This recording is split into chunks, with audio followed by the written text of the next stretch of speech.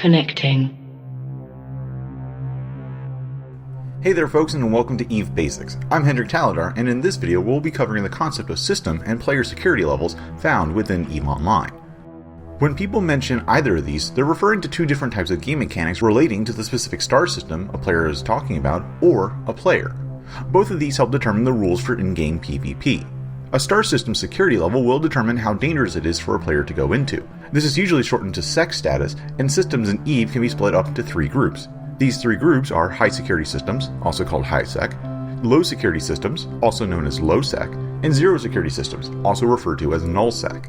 To find out what the security status for the system you're in is, you can find it by looking at the number in the top left next to the system name.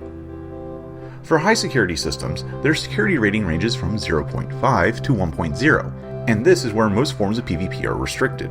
These systems are also inhabited by the NPC police called Horde, who enforce the rules for PvP in high security space.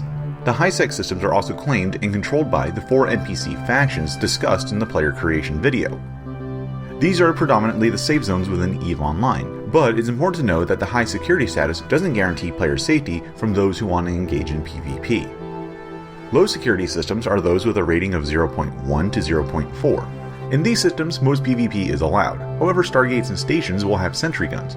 These are a way to prevent players from fighting on these structures, but fighting at places such as a moon or a planet have zero interference from the NPC police.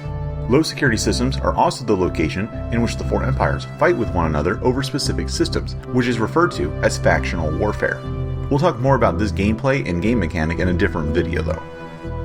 Finally, zero security systems are, as their name suggests, systems with 0.0 security rating, and are generally thought of as the Wild West in terms of PvP rules.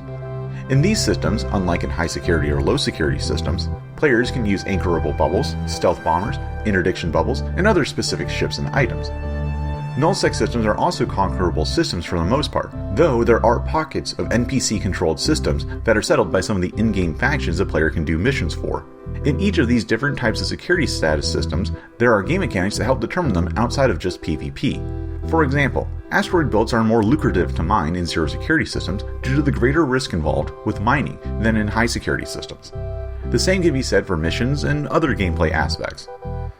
At the start, I mentioned a player security level, which should not be confused with a system security status. The player security level is a measure of how, quote, law-abiding a player is. This value ranges from plus 10 to negative 10, with a pilot earning negative security status for, quote, criminal offenses and gaining security status for destroying NPC pirates and so forth. Mostly these help govern where players can PvP and prevent those from attacking other players in high security systems. This is enforced by Concord, the NPC police I mentioned earlier, attacking players below a certain security status rating depending on what system the security status is. Players with a negative 2.0 or lower rating will be attacked in 1.0 systems. Those with a negative 2.5 or lower rating will be attacked in 0.9 systems and above.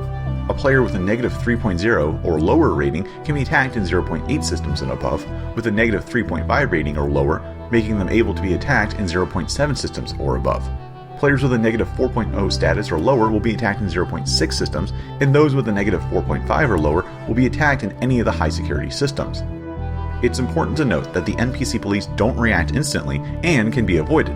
However, other players can attack those with a negative 5.0 security status or lower without risking the NPC police intervening. Skill training completed.